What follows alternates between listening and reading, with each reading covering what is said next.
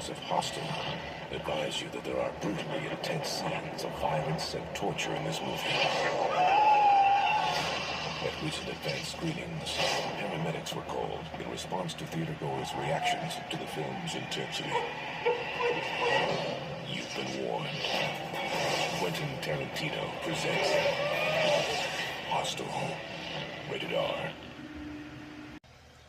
Yeah, I'm looking at the Wikipedia page for this movie right now, and needless to say, there is nothing about paramedics being called to movie theaters, so this was probably their way to try to sell the movie, just like, let's make some stories about, it's like what happened back in the 70s, with stuff like Last House on the Left, and especially The Exorcist. As far as I know, there's nothing on here that says that something like this actually happened, but who knows, maybe Wikipedia doesn't want to put it up there, but this is Hostel, and the film follows a group of American tourists as they end up in Slovakia, where they are eventually taken one by one by an organization that allows people to torture and kill others. So it's basically another Saw-like movie, and put it out on a weekend when nobody's going to the movie theaters except for teenagers and on their date nights. They went to see this movie, they made it a hit, and they immediately forgot about it shortly afterwards. But was successful enough to lead to a couple of sequels in general.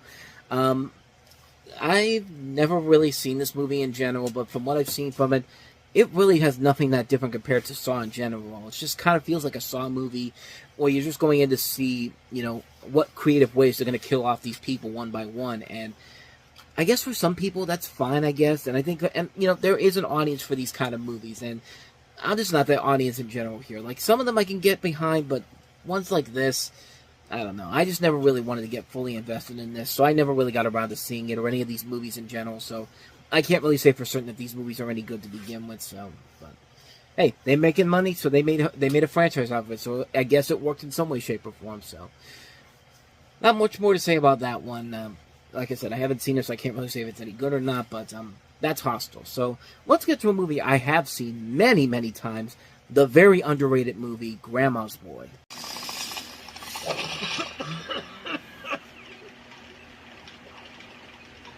You got skills. If you think video games fry your mind Game over. and make you stupid, your bed is a car. Yeah, but it's a sweet car. You're lost. What is that ringing? Oh, do I have a tumor? Now, for this ultimate gamer, Who wants a shot at the champ? Going down. desperate times, Josh has been spending our rent money on Filipino hookers. You're a hooker. I got evicted. Timmy, any chance I can crash on your couch tonight? Shut up. call for desperate measures. This really cute chick said that I could sleep with her and her two crazy girlfriends. You remember my grandson, Alex? How old are you now? 36. You have a girlfriend? No. My grandson's gay, too. I'll give you his number. Why are you so tired? Because I was with 3 chicks last night. Don't tell me your roommates did that to you. They're crazy. They tied me up. It's legendary. Remember Alex? We're his roommates. You're the reason Alex has been tired all week? We ride him pretty hard. Oh, that is so gnarly. This January, I was putting up my Christmas tree. Dude, it's July. And, why are you naked? Oh my God. I am naked. Come on in. from 20th Century Fox, comes a comedy that proves Don't judge me, monkey. you're never too old This tea has quite a kick. to come of age. I can hear my hair growing. Hey, Sophie didn't die in the bed, did you? No. Good, good. She fell out of bed and died right here. Grandma's Boy. Oh, died on the floor, and nobody helped me. I swear to God, I would have helped you, Sophie. Please don't kill me. Please don't kill me. I would have helped you. I just wasn't here. Gotcha! Oh my God! You scaredy cat. Another day, just another day. A couple things. One, that's back in 2006 when you see that little IGN logo at the bottom of the screen. That was back in the day when we didn't have, then YouTube was only in its few first weeks of existing, and now I'm literally on that platform right now. But that's how you used to watch movie trailers back in the day, and video clips, like clips from movies. Like, you had to go to IGN to watch those movies in general. That or Yahoo Movies.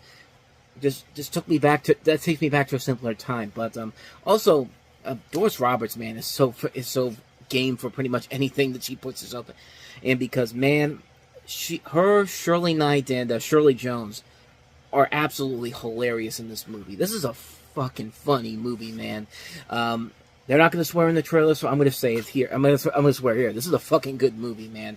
And it follows a video game tester played by Alan Covert, who you've seen in a number of different Adam Sandler movies, where he's forced to move in with his grandmother after being evicted from his home when falling for a woman, played by Linda Cardellini, who went to oversee the production of the video game company that he works for, his newest video game. And by the way, like, Linda Cardellini, like, I knew she was Velma from Scooby-Doo, but man, when I saw, this is my first time ever seeing her in a movie and going like, you know, Velma's kind of hot. Like, she really is beautiful in this movie, man. And she is very funny, too. And you do really buy into her chemistry with Alan Covert. The rest of the cast in here is really damn good. You got Nick Swardson, Jonah Hill, Peter Dante, Joel David Moore as the bad guy in here. Kevin Neal has a nice fun role in here. This is a really silly, fun movie that knows exactly that it is a really silly, fun movie. It's not meant to be taken seriously by any means necessary. It's just there to be a simple, over-the-top, ridiculous, funny movie, and it just delivers on so many levels. There are so many good, hard laughs in this movie. Like, just stuff in this film that should not be that funny, and yet somehow it just comes together so well. I mean, if you're not laughing at the scene where Alan Covert is literally masturbating, and Nick Swartz's mother comes in, he's just like, I can't stop coming. It's like, it's like, it feels so good. Like, if you're not laughing at how ridiculous and over the top that is, chances are you're probably not going to like this movie. But if you think that but sometimes the simplest, stupidest form of comedy just works so well if it's done well with a good performance. And the performance by Covert in this movie is really, really damn funny. And yeah, I was lucky enough to see this in the theater. This was not a big hit at the box office. It kind of came and went, but it did eventually go on to have a cult following thanks to DVD sales. It actually made about almost 6 times how much it made at the box office. It made like $35 million in DVD sales plus rental TV revenue. Nick Swardson was actually telling a story on a podcast once where he and Adam Sandler actually met the CEO of Blockbuster at the time, who told him that Grandma's Boy was one of the most stolen movies of all time because nobody returned the movie ever. And quite frankly, it's hard not to see why, because this is a really, really funny movie. I mean, what more can I say, man? It's ridiculous, it's over the top, it's stupid, but it's also one of the most hilarious movies I've ever seen in my life. It's like How High, like the movie with Method Man and Redman. Like, it's a movie that knows how over the top and ridiculous it is, but it knows you're going in for, if you go into it on the right mindset, you're going to enjoy the hell out of it. And yeah, I really enjoyed this movie a lot. This is a really, really damn good movie. One I sincerely recommend. It might honestly be one of my favorite Happy Madison production movies. I mean, this is a film that I watch on occasion every once in a while. That's how funny this movie is. It's just so well done. I love it, man. I can't recommend this one enough. Grandma's Boy. So now let's go ahead and get back to some crap. I'm not even back to, because like I said, I haven't seen Hostel, so I don't know if that's any good or not. But but needless to say, this is indeed our last film is a really, really bad movie, and that is of course Blood Rain.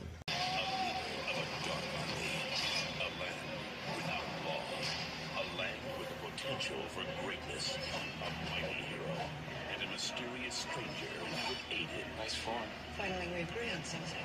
Academy Award winner Ben Kingsley. That's a witness the beginning of the new era. She could mean the end of the world as we know it. Blood Rain. The adventure begins. Don't even try to sell this movie with your Don LaFontaine narration and Academy Award winner Ben Kingsley. Like, have you seen the movies that Ben Kingsley has agreed to and starred in over the last couple of years? You think he wants to be involved in a movie like this? No. He probably took it because there was a big payday involved. And this is the end result of it. This is another Uwe Boll movie, the same man that brilliantly destroyed everything that made House of the Dead and Alone in the Dark the great series that they were. And he takes another video game series and completely destroys that too. So the story of Blood Rain simply goes as this. You have Rain, played by Kristanna Loken, who's the half-human, half-vampire damper, if you will, and the lead attraction in a carnival freak show in Romania. When she escapes, she meets a fortune teller that tells her that her mother was raped by the king of the vampires, Kagan, and she decides to destroy her father. In her journey for revenge, she meets Vladimir and Sebastian, the leaders of the fortress of vampire hunters, Brimstone, and she joins their society. She seeks for powerful talismans to defeat Kagan. When the skilled warriors Vladimir and Sebastian train her to face the forces of Kagan, and her human side falls in love with Sebastian. Do you really give a crap about this movie? The fact that you should have known when I said Uwe Boll involved in this, like, that should have been the first warning sign that you should probably stay away from this movie in general. And this is written by Guinevere Turner, who, you know, she has written other movies that have been so much better. You know, American Psycho. We're going to see another movie that she wrote later this year with the notorious Betty Page, which is a far superior movie. This movie is complete and utter garbage, and I really don't think that her work is really involved in this movie here. I mean, she may have written the script, but Uwe Boll said, "I'm Uwe Boll. I know what I'm doing better than this bitch right here. I'm just going to create my own movie off of it. Sure, I'll give you writing credits, but we're not using your script." I mean, let's be honest. That's probably what he did and what he did back then. But I digress. This is a really bad movie. I mean, this is a really, really terrible movie that, you know, even if you've never seen the video game that this is based off of, this is still a terrible, terrible movie. This is a film that is not engaging. The action sequences are poorly done. Nothing in this movie makes any sense. The story is bad. The cast is completely wasted in here. Like, you know, it's one thing for Ben Kingsley to be in this movie, but people like Michelle Rodriguez, Meatloaf, Michael Pare, Billy Zane, Michael Madsen, I mean, yeah, they'd probably say yes to this, but you've seen him in so much better stuff that why would you agree to a star in a movie like this? Honestly, like, what exactly is Uwe Boll paying you by asking you to be in this movie? Honestly, like, I really want to know. But yeah, this is another bad Uwe Boll movie. What do you expect from a guy that may put his heart and soul into these movies, but certainly has no intentions on making a legitimate video game adaptation in the process? What more can I say, man? Blood Rain. Avoid it like the plague. Brent, you ready? It wasn't me, it was Dad! Traitor. I'm very pleased that you're interested in the coaching job, Mr. Haskins. McCarty says you're a winner. You guys are playing like girls. We're a small college, and you'd have to live in the men's dorm with your family. Hey, Coach! Cool. That little boy loves that gate. I'm going to leave him right there. How's it sound? Yeah, that's what it takes to coach Division I basketball. That's all right with me. If we're going to win, we're going to have to change everything, including who we recruit. Every one of these players you're looking at, they're just playground kids. There are a bunch of guys none of the big schools wanted. I see skill. I see quick. That's what I'm putting on the court. What on earth's this coach bringing us? Coach said things around here were going to be different. Taco, nacho, burrito? Now I'm looking for hot dog. Doesn't look like he was kidding. You're here to play basketball my way, and my way is hard.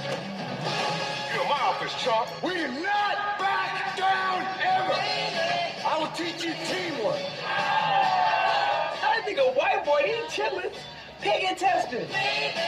I will teach you discipline. You got 2 weeks to get your grades up, or else. Or else what? Tell Mama. Who can tell me the answer? My son, Harry can.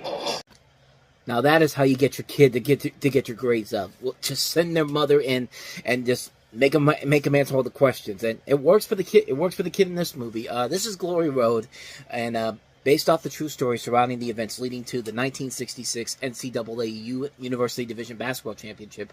We have Don Haskins, played here by Josh Lucas, who's the head coach of Texas Western College, who coaches a team with an all-black starting lineup, a first in NCAA history. The movie explores racism, discrimination, and student athletics. And you also have Derek Luke among the cast in here. John Voight is in here. Emily Deschanel, Makad Brooks, Alfonso McCauley. Names you may be very familiar with. Tatiana Ali is in this movie as well. This is one of those Disney sports movies that's not really talked about all that much, even though it was a big hit in general. It's kind of coming around the same time we talked about another Disney sports movie that was kind of underrated when it came out, The Greatest Game Ever Played. This one I don't think is as good as The Greatest Game Ever Played is. This one is definitely more formulaic and more to the typical underdog sports movie formula that we've seen done over and over again. But like I said before, Disney usually did a pretty good job with these movies in general. They make these movies that are very much stories we've seen done to death, but because they're touching on subjects that you don't really see that often in movies like this, and that are done very well with the actors that they have in here, you do get invested in it, and you do feel like there is something to this movie, even though we've seen this movie done over and over again so many times. And yeah, we've seen this movie done over and over again so many times, but at the same time, the cast in here is just perfectly handled. The way the message they're trying to get across is well done. The sports stuff they show in here is very good too. I mean, it's a really good little film. I mean, nothing too grand, nothing too spectacular by any means necessary. I wouldn't even put this in the same category as some of the best Disney sports movies they've ever done, but this is still a really good movie. And like I said before, they have very rarely ever missed with sports movies in general at Disney. I mean, they've done a pretty good job of making even the most formulaic movies they've done still have something of merit to them, and this is one of those examples where that works very well to a T here. This is a really good movie, definitely one that's very underrated. I highly recommend checking this one out if you haven't seen it.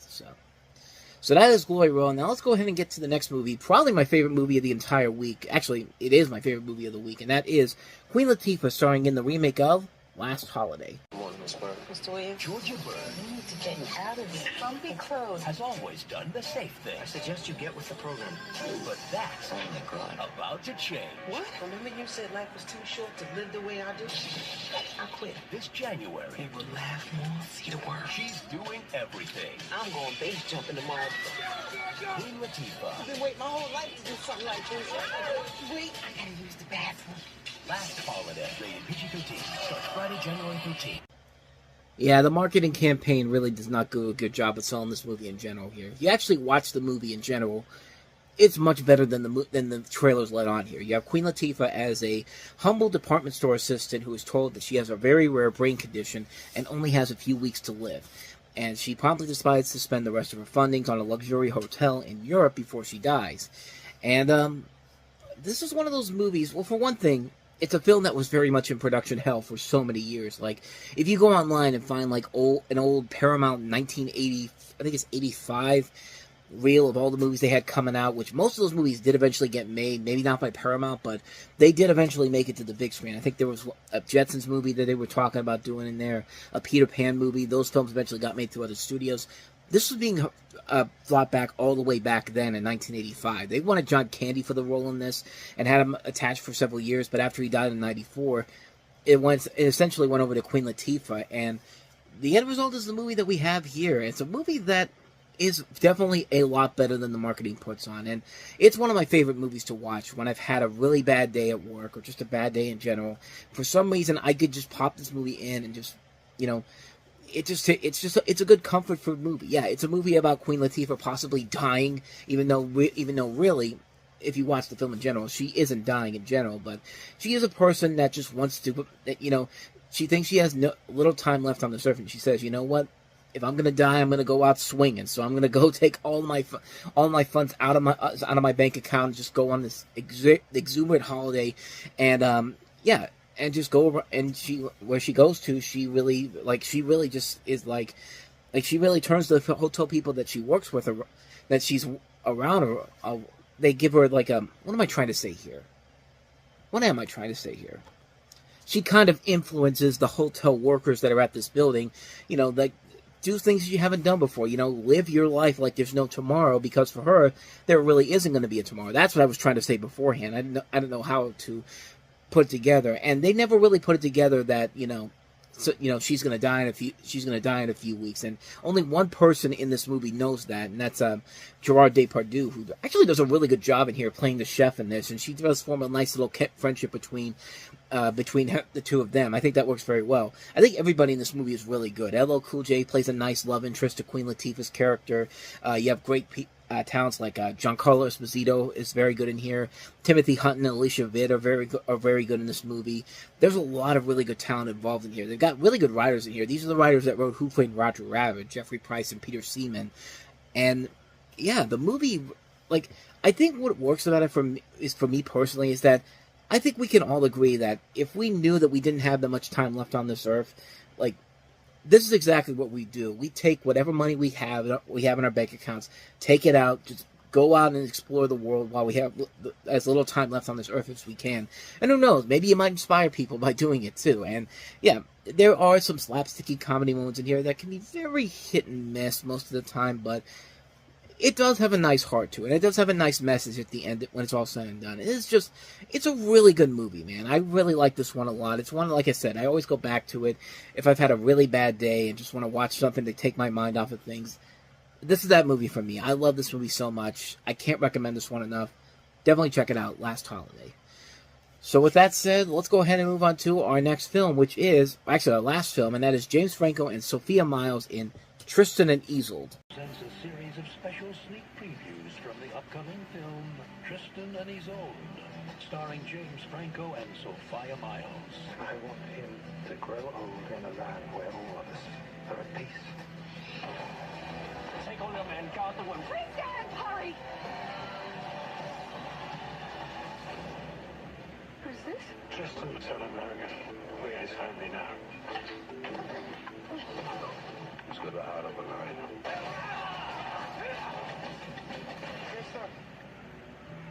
Farewell. Did I love him like a son, or did I misuse him for my own purposes? What's that? He's alive. He's ours. Don't! You're safe here. What's your name? I think it's better we don't bother with names. This is a dangerous game you're playing. On the WB Tuesday, the story continues.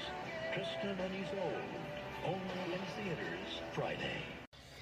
Probably not a good sign if the WB, which was literally about to shut down a few months later, is trying to promote your movie as this more epic film than it actually is. But there is good news from this movie, though.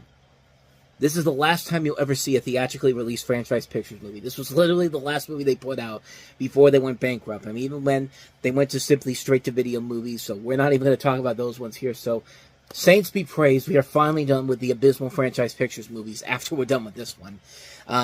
But Tristan and Isolde, you have a story that is an affair between the second in line to Britain's throne and the princess of the feuding Irish spells doom for the young lovers. And, well, Franchise Pictures is behind this movie, so yeah, despite the fact that this has the director of Waterworld and Robin Hood Prince of Thieves behind it, this is produced by Ridley and Tony Scott. You can put as many notable names on here. As soon as you see that Franchise Pictures logo at the beginning of the film, you know this son of a bitch is dead on arrival. And sure enough, this son of a bitch is dead on arrival. This is a really lame movie. And yeah, James Franco can be a good actor sometimes, so can Sophia Myles. When they're in this movie together, I do not buy their chemistry whatsoever. It's a pretty lousy movie. It's a film that probably had higher ambitions to it. This is something that Ridley Scott actually wanted to do for many, many decades. He had this in development all the way back when he was working on movies like The Warriors and Aliens in the mid-1970s. And, yeah, just when you watch this movie, there's nothing about this movie that is very good. It's a very bleak-looking film. The romantic element doesn't work very well. It's just a really, really lackluster film that has nothing of value to it whatsoever. It's just a really boring film, a really bland film. Yeah. But then again, that's what you get when you have Franchise Pictures behind this, and yeah, needless to say, yeah, this is pretty much what you expect from them in general here. But you know what? It's the last time we're going to be hearing from them on this show, so bye-bye, Franchise Pictures. We will not miss you one bit. And so, with all that said, we wrap up another edition of Time About the Movies, and we're heading back to what we expect from the month of January, because next time around, we've got 3 movies that you probably have not had that much of a lasting impact, except for the first movie, which was Underworld Evolution, the sequel to Underworld. We also have End of the Spear. You probably never heard of that movie. And an Albert Brooks movie, Looking for Comedy in the Muslim World. So, not as good of a week as the last 2 weeks have been, but we'll take a look at those 3 movies on the next episode. That'll be tomorrow. But until then, thank you so much for watching, and if you want to see more videos like this, please hit the playlist on the next page, check out the previous episode, and also don't forget to hit the like, subscribe, and notification button if you want to know when new videos come out. We post every day on this channel, so hit those on the bottom to see more when we get new videos out. The war between vampire and lichen has raged for centuries. Weapons are ready. The sides are chosen. Not lichens or vampire. A new race. And on January 20th, the final battle begins. You're no match for him. Well, we're going to have to work on that. Welcome back to the underworld. Action. Rated R. So following up on the events of the last movie, you have Selene and Michael, once again played by Kate Beckinsale and Scott Speedman, who fight to protect the Corvinus bloodline from its hidden past.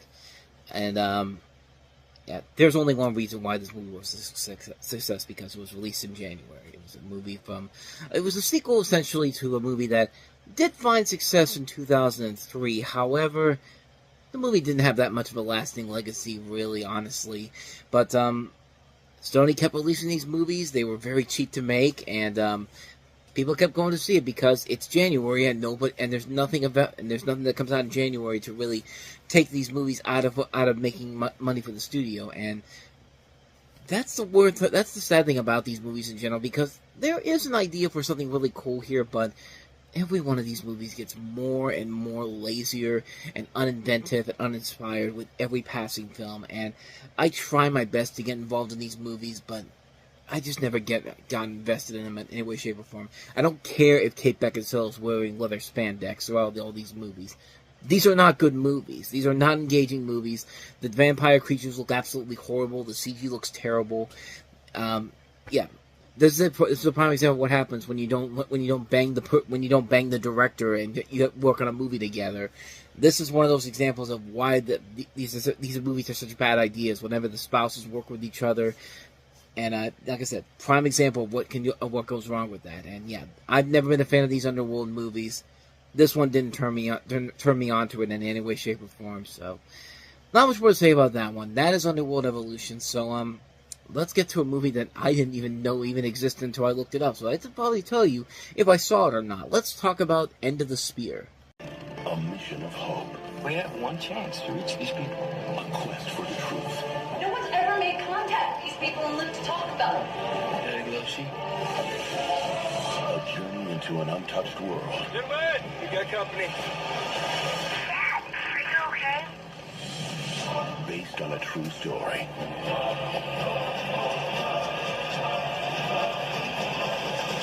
End of the Spear. In theaters Friday. Rated PG-13. So what is this movie I've never heard about? Well, it recounts the story of Operation Akua. I think that's how it's pronounced here. A-U-C-A. Or Aka, maybe.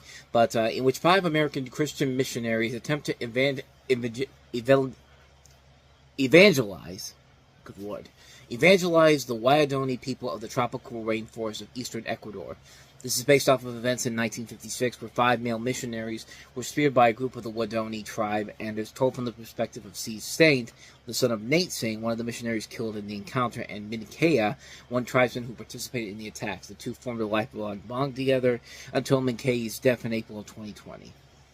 That's literally everything I know about this movie, because I had no idea this movie even existed before I even looked this up. Like, the poster is definitely looking more familiar than I remember it, but yeah, I know nothing about this movie whatsoever, which should pretty much tell you everything you need to know about how forgettable this movie is. I mean, keep in mind, this was around the time when these Christian movies were starting to become more and more box office draws, like The Gospel, Women Thou Art Lucid, the Tyler Perry movie Diary of a Mad Black Woman. But this, I barely remember a damn thing about this movie, so, yeah. Not much more to say about this one in particular, because I've never seen it. I can't say if it's any good or not, so with all that said, let's go ahead and move on to our last movie here, because, man, I am tired. It has been a long day here. If you saw my movie stuff episode I did earlier, that's why I'm kind of a little bit out of it right now, because it's been just a long day, but I'm trying to get through this. But let's get to the last one we have here, and that is Albert Brooks in Looking for Comedy in the Muslim World. Comedy concert in New Delhi.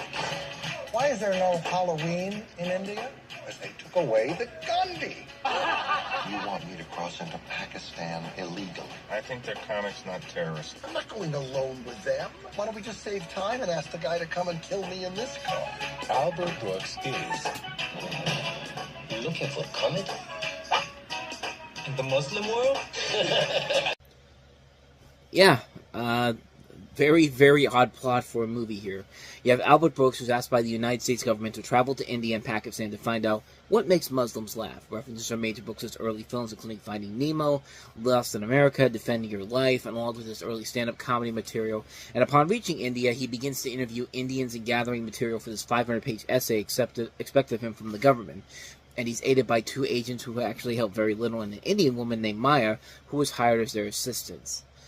And, you know, as much as I love Albert Brooks' movies, and I do like a lot of his movies, most of his movies he's directed I've really liked. I like a lot of his movies like Real Life, Modern Romance, Defending Your Life, Mother, criminally underrated gem including The Muse, Lost in America.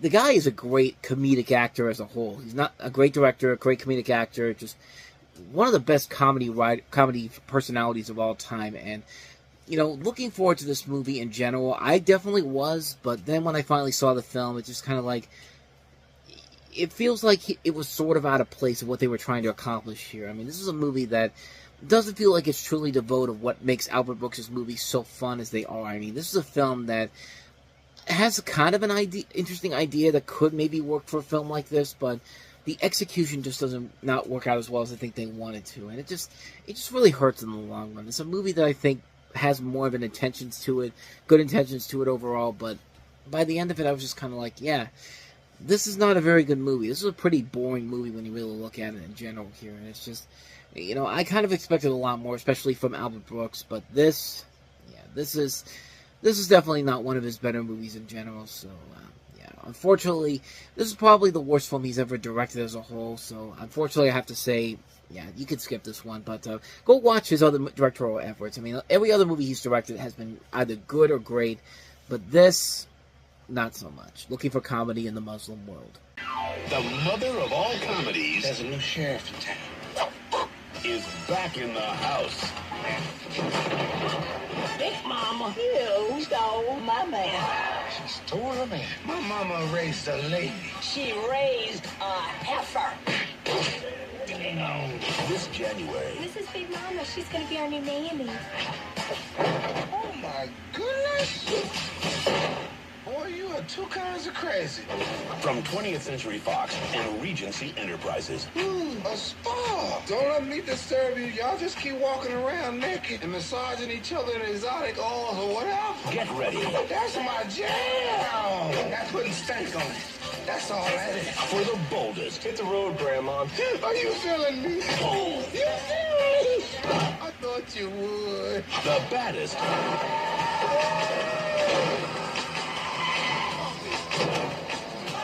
Ooh, somebody fan me. And the biggest mama ever. Ooh, that's hot. Coming through. Time for me to drink a 40 and watch Dr. Phil. Martin Lawrence. There's gotta be a perfectly logical explanation for these. Oh my God. Knew that thong come in handy. Big Mama's house, too. Could you give me a hand with my bra? I just had my nails done. Oh, oh. I sincerely apologize for making you have to sit through that trailer. Good Lord. I forgot how bad that trailer was. That's one of the worst trailers I've ever seen in my entire life. Every single one of those jokes were the types of jokes you would see on a bad CBS sitcom.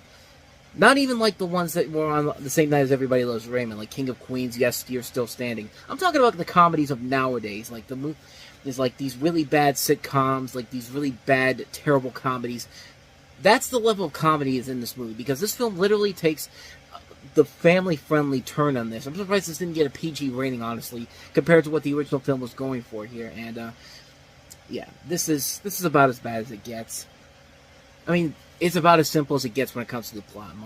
Martin Lawrence is back as Big Mama, reprising his disguise from the first movie as a corpulent old lady as he takes a job as a nanny in a crime suspect's house. And hilarity ensues according to this movie, but yeah, this ain't that good of a movie. And even so, it's still not the worst Big Mama movie. We still have one more to go. That's 5 years down the road from here. Hell, this isn't even the worst movie directed by this director. This director, John Whitesell, who did Malibu's Most Wanted before this, will give us his true masterpiece of entertainment, and that is Deck the Halls at the end of the year. But this, it's not even that it's a bad movie. I mean, there are times when it's so stupid that you do get a chuckle every once in a while, but just the laziness of some of those jokes. I mean, the trailer I just showed you just featured some really, really bad jokes, like the kid jumps off of high places, comedy, You know, he's got to go into the spa where like all these women, models by the way, because heaven forbid if we don't have a if we have an ugly person in the spa, getting stripping down to their clothes and all that. You know, the thing at the end where she's asking Martin Lawrence to unhook her bra, and he has this look on her face like he has no idea what to say. Like that's the level of comedy in this movie, and unfortunately, nothing about it is funny. Nothing about it is really worth it in the long run. And like I said, it's bad. If you think that this gets a bit worse, this isn't even the worst movie from this director or the worst movie in this series, because we've got that later on down the road. But just the levels of absurdity, the levels of laziness, it's amazing that this movie made the money that it did. But then again, when you put this out in the middle of January, where there's no other sequels out there no other movies out there to make money, of course people are going to be stupid enough to go see this movie. I was stupid enough to go see this movie in the theater, and yeah, I regret it. I indeed regret it. But do I really need to say more about what's wrong with this movie in general? This is not a good movie whatsoever. It's only slightly funnier than Big Mama's Like Father, Like Son, and that's not even that good of a compliment to begin with. But let's go ahead and get to a good nanny movie that came out on this very weekend. Emma Thompson starring in Nanny McPhee. On January 27th. I am Nanny McPhee. Mayhem. That was my idea. I mean, my phone. Meets magic. The nanny is a witch. So indeed. You are very clever. Thank you. Nanny McPhee, rated PG, starts January 27th. So in essence, it's pretty much an uglier version of Mary Poppins, but it does work. And you have it's based off of a series of children's books where you have Emma Thompson, who wrote the script for this, set in Victorian England in the 1860s. You know, she's this nanny brought in to take care of these kids. You have Colin Firth in here as the father figure, Kelly MacDonald, Angela Lansbury is also involved in here as well. And yeah, it's very much similar to a movie like Mary Poppins, but I think this movie has enough distinctive things about it to make it stand out on its own. Not just the fact that, you know, this woman is like ugly, but at the same time, you know, you have to. It's like with most people, you have to look past you can't judge a book by its cover. And yeah, this movie does take a very nice, stylistic, and very charming approach to it. It works very well, mostly because of what Emma Thompson brings to the table in here. Not only does she write the script, but she does create a very likable character in Nanny McPhee in general. And there is a lot of good life lessons to be taught in this movie in general. And it's just a film that works on so many levels, and it works because you have a really good cast that really puts the film together. The visual appeal of the film is very charming. It's a very silly movie, and it knows how silly it is. This is the opposite of what Big Mama's House 2 was trying to do. There's silliness in here, but it's silliness that they know is in here, and they're just having the time of their life with it, and it works very well to a T. It's a very likable film. It's a very likable film, boasted by the strong performance by Thompson. A really terrific film. I really do recommend checking it out. It's one of those ones where it looks like it's going down the path of a movie that you think you've seen done to death so many times, but there is a little bit of that charm and spark there to give it its own fresh new approach of how to tell the story. And I think it works very well to a T. It's one I definitely recommend checking out. So with that said, let's go ahead and move on to the next film I have here, and that is Annapolis. The toughest military academy in the nation. If you become officers, this is where they're gonna put your mistakes. Do you understand me? 50,000 apply. Why are you here? Serve my country, sir. You survive. Why are you so tough on him? Because I believe him.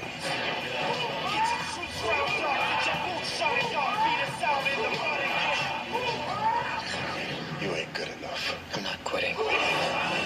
Annapolis. Rated PG-13. See you January 27th. He probably should have quit on this movie. Annapolis, this is the story about James Franco, who's a young man who attends the U.S. Naval Academy in Annapolis, Maryland. You think a movie about Annapolis would make for an interesting film in general here, but this is basically just Top Gun. Yeah, it's literally just Top Gun, except instead of it's mostly taking place in Annapolis. And I said Fast and Furious connections because the director of this is Justin Lin. Of course, he would follow this up later in the year with his first of many Fast and Furious movies, along with Tyrese Gibson and Jordana Brewster. Of course, Fast and Furious cast members in general. In addition to them, you have Donnie Wahlberg, Chi McBride, a good cast overall. I mean, I don't think James Franco is a bad actor at all. I think he has had a lot of good movies where he's shown what he can do as an actor as a whole. It's just everything else in the movie. The script is just a mess. It's nothing but a watered-down version of Top Gun, and not even an exciting version of Top Gun. I mean, this is about as lazy of a film as you can get. And this is the type of film that you could tell had better intentions, but they saw the final product, and Disney just said, we can't release this movie. Dump this out in the middle of January so we can completely forget about it. And lo and behold, that's why this was put out this weekend. And it just didn't work. It's a movie that has possibilities with the cast that's involved in it. A good director who has proven time and time again what he's able to do as a whole. But the movie itself just is about as bland and as generic and as lackluster as you can get. It's the definition of a movie that deserves to be dumped in the middle of this dumping ground of a month. And yeah, there's nothing of value to it to really show for it, unfortunately. So that is Annapolis. Now let's get to another Disney movie that came out this weekend, another documentary from them. Since we've had Ghost of the Abyss, and Aliens of the Deep the years before, now we have Roving Toy Boat. Now we have Roving Mars. For centuries, mankind has dreamed of the day we would unlock the secrets of another planet. That day has arrived.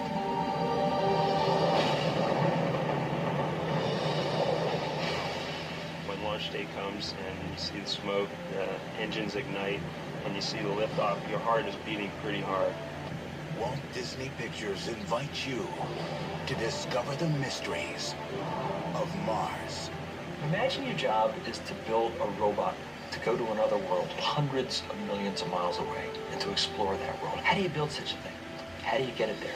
See the red planet as it has never been seen before. We as society can do something as incredible and difficult as landing something on Mars, then there is nothing that we can't do. We've always talked about wouldn't it be great for us to be on Mars, but we are on Mars. There's so much more over the horizon, and these rovers have discovered the magic of exploration. From producer Frank Marshall and director George Butler, see the whole new world that awaits. Walt Disney Pictures presents Roving Mars. No, Disney, stay away from Mars. It's box office poison. This is Roving Mars, of course. This is the documentary where you join the Mars rover's spirit and opportunity for an awe-inspiring journey on the surface of the mysterious red planet, and through the eyes of two intrepid state-of-the-art rovers, along with NASA scientists and engineers at your side, you'll see Mars in a way no one has ever before, standing on the surface of the planet that's intrigued mankind for eons. Clearly, you can tell this was an IMAX movie release, and only a 40-minute movie in general here, so it's really just a documentary where it's really kind of the equivalent of you're basically doing the same thing you'd be doing if you're going to Epcot and riding Mission Space. I mean, that's pretty much what you're doing in this, is with that ride in particular and this film, because you're sitting there watching a movie in general, and I mean, for what this is, it's fine for what it is. I mean, it's not really that bad about it in general, and this is an IMAX movie, and an IMAX screen, this probably would have looked amazing to check out, but I saw it on a much smaller screen. I just thought it was okay, but I mean, anybody that went to go see this in an IMAX theater, I can definitely see why they would have a good time with it here. It is a really cool looking movie. If you got a good TV, I'd say it's worth a watch on there, but other than that, though, there's not really much more to say about this one in general. A good documentary, not one of the great ones, though. So, with that said, on to the next movie, and that is Steven Soderbergh's latest film, Bubble.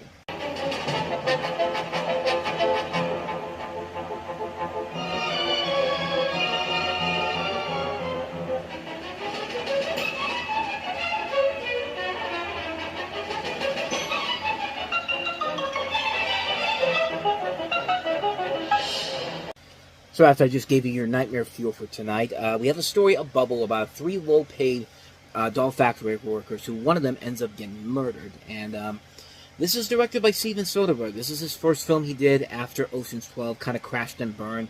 And hey, not a bad way to get back on track here with a movie that is so odd and so unlike what you have done before. This is unusual for a fact that This does not have a traditional script. They used only non-professional actors who were actually recruited from the area they shot at in Parkersburg, West Virginia, and Belpre, Ohio. All the lines were improvised by the screenwriter of the movie, Coleman Hugh, and this was the first of several films that Soderbergh did that were released in this type of a manner. Some of them actually turned out to be pretty good ones, too. I think Haywire was one of them, and also Side Effects, if I'm not mistaken. I could be wrong on that one, but this definitely is a very unusual film from Steven Soderbergh. And after something like Ocean's 12 crashed and burned like it did, you can't blame him for trying something new and different and going against the grain. And it makes for a very interesting film in general. A film that's very unique, very uneven at times, very uncomfortable to watch at times. And yeah, it's centering around the marketing is centering around all these freaking doll heads all over the place. So yeah, there is a room there to be kind of frightened by this, but it just works on so many levels. It's a film that works on a number of different assets, from the storytelling, the visual aspect, the direction as a whole. It's so unlike any other Steven Soderbergh film we had seen at the time, and it works very well. It works very well to a T, and it works giving you what you want to see from a concept like this in general here. It gives you something where it's just like I want to know how this transpires. I want to know what the hell's going on in this movie. I think when you see it, you do get exactly what you think you're going to get from it, and I think it works very well. So I definitely recommend it. Bubble. So let's go ahead and move on to the last one we have here, and that is Imagine Me and You. 29 years old, 31. Precisely my point. I'm getting older. I see what you've got. Stability, trust, permanence. And I think, God, I'm glad I'm not you. I've loved Rachel since the day we met. You're gorgeous. Want to fool around? Saved by the bell, but you're in a lot of trouble later. Your problem is you won't commit to one person. What, there's some gorgeous women around? Yes, there are. I'm trying to sleep with as many as I can. So, how about you? Married? Have you been married? Are we going to be married? I'm gay. Cool. Well done. Check me if I'm wrong, but I think you want to kiss me. It's not going to happen. It's not. I'm a cure for lesbianism. Do you guys believe in love at first sight? That you could meet someone across a room, and with that one glance you could look in their eyes and see their soul? No. Absolutely not. Everyone promises you happily ever after. But life turns into a different kind of fairy tale. I am in love with someone else. Who is the lucky charm? So if you ever wanted to see Cersei Lannister and Steve Martin's kid from Cheaper by the Dozen make it be in a lesbian relationship, there you go. This is the movie for you. You have the story of Rachel, who is a nice girl who's going to marry Hector, her longtime boyfriend. While she's working on the wedding preparations, she meets wedding florist Luce and unexpectedly falls in love with her, and discovers what having love feelings for another woman is like. Rachel meets Luce a few times, hiding it from her family, especially her mother Tessa, who contracted Luce. At the same time, Heck tries to win his in-laws' affections, especially father-in-law Ned, and Rachel embarks on marriage and daily life with her husband, but her love and passion for Luce causes a secret affair between them and doubts in Rachel about the life she wants for herself. So yeah, kind of coming around the same period of Brokeback Mountain. This is a very interesting... It sets itself up for kind of an interesting film in general here. It's a film that works, I think, because of how good the performances are in here by Piper Perabo and Lena Headey, also Matthew Good, as well as Anthony Head. But everything else about it is just kind of generic. I mean, it doesn't really take full advantage of... It doesn't do the same things that made Kissing Jessica Stein the great movie that was. Like, that's another movie that I think of when I think of this film in general.